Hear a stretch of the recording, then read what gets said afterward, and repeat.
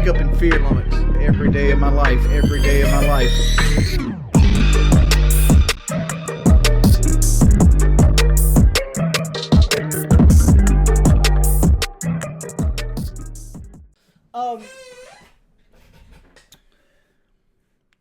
Locales, like, I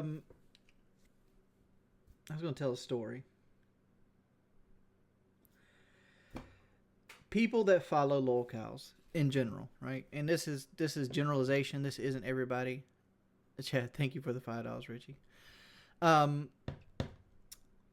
gonna tell you a story about my life. When I was, I don't know, like 19-ish, I got on a dating app called Plenty of Fish. And when I got on Plenty of Fish, they had at the time like this whole rate your photo kind of thing. And like I was a fat guy back then, but like I didn't have a father growing up, so like I didn't really have like a man's like guiding hand when it came to like grooming and things of that nature. So like I had a beard, but it was unkempt and you know and shit like that. And like mainly my whole life was playing Call of Duty and going to work.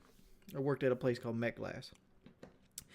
So I got on this dating app because I was getting lonely, you know, because like all I felt like every time I'd go to work, I'd come home. Every time I opened my eyes, I was either in the shower to go to work, or I was getting a shower after work, or going to bed, or stopping my gas and eat. Regardless, my life was in a spiraling circle, like most people find themselves in. Right? This is the standard wagey lifespan.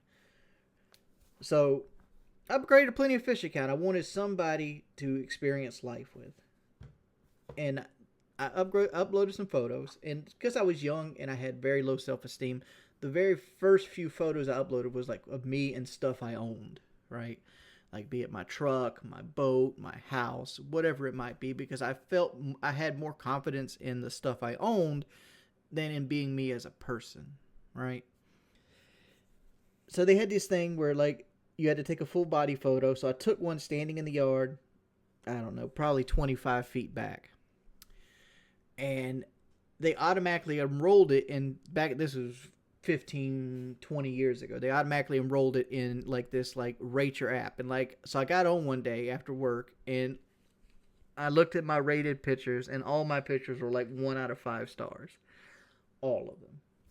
And that made me feel like dog shit.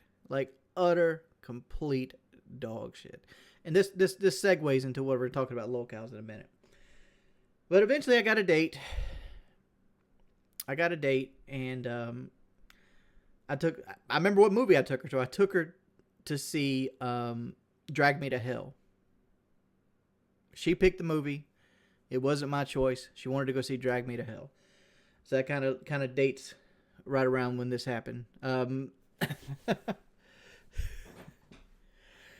And she got real handsy in the theaters, and like she was like cuddling and like, you know, hiding in my armpit basically the whole time, every time the scares happened. And I get back home after dropping her off. We went out to eat too. And she sends me pictures of like her in like panties and like a bra.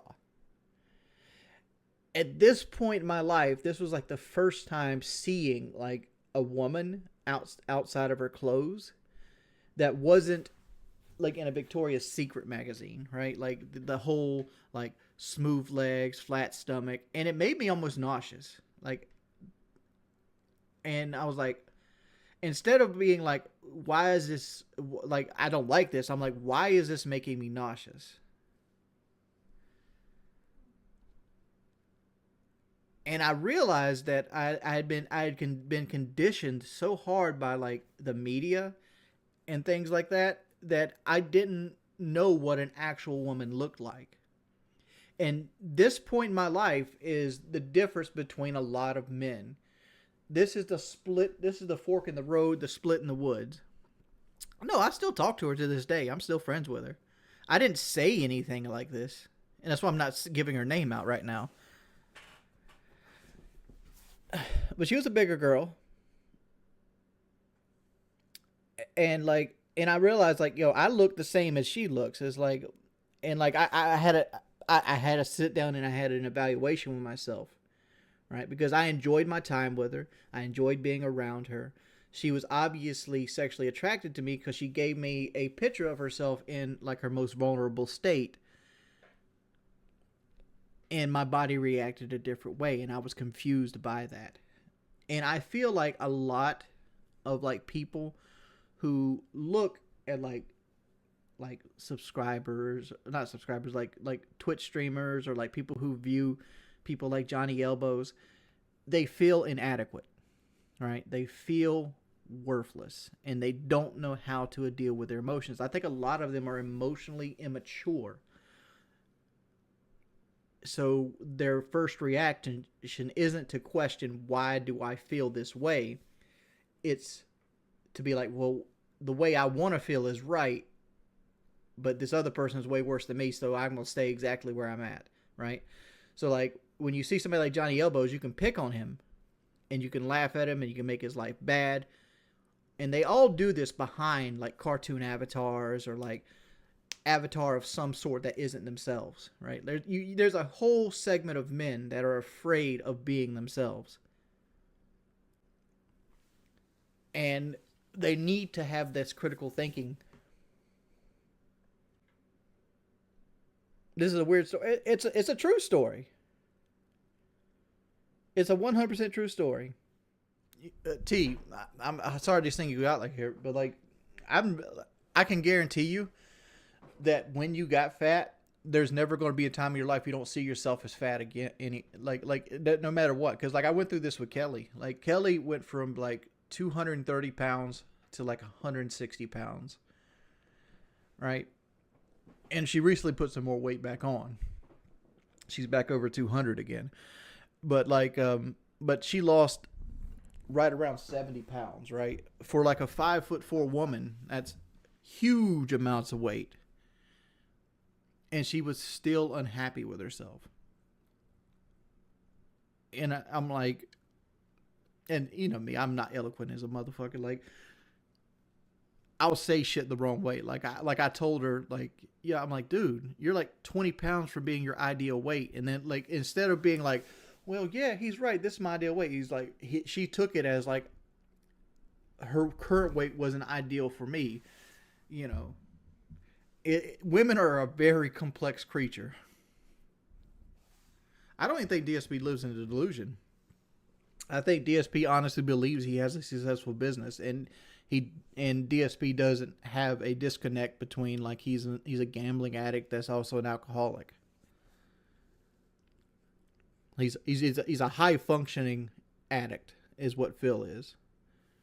Like if Phil's drug of choice was crack cocaine, or if Phil got paid, donations to drink on stream regularly, Phil would be Blade. They even tried to get the boxing match canceled. I can't have sponsors or anything like that. But right now I'm heading back on the realm where like all that's going away, right? Because like the Local podcast, if it works like I think it's going to work, it's going to pop off and I'm going to get sponsors and all this other stuff again.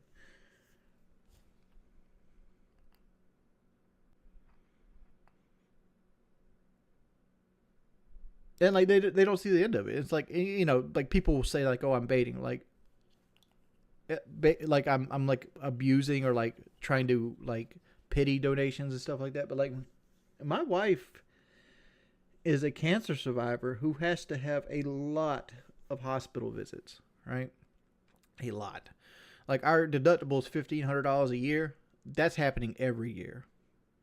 That's not even in the realm of not happening, right? And like she's currently going to have surgery in January, which is going to cost, I don't know.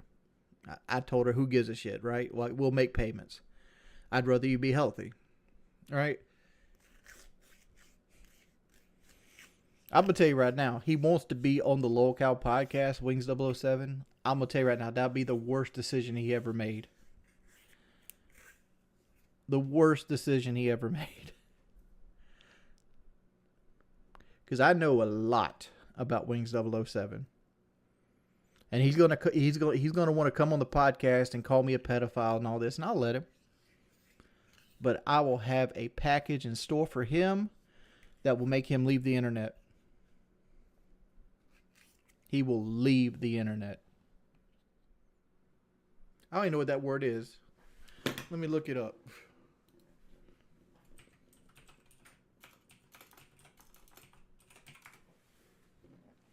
A policy system of segregation or discrimination on the grounds of race. Apartheid. Apartheid. I don't fucking know.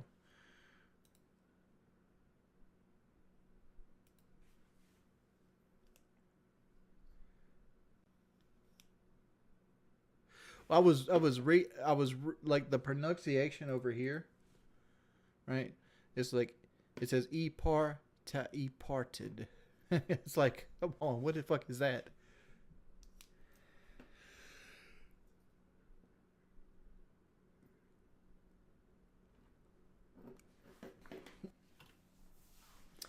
All right, guys, I'm gonna let you guys go.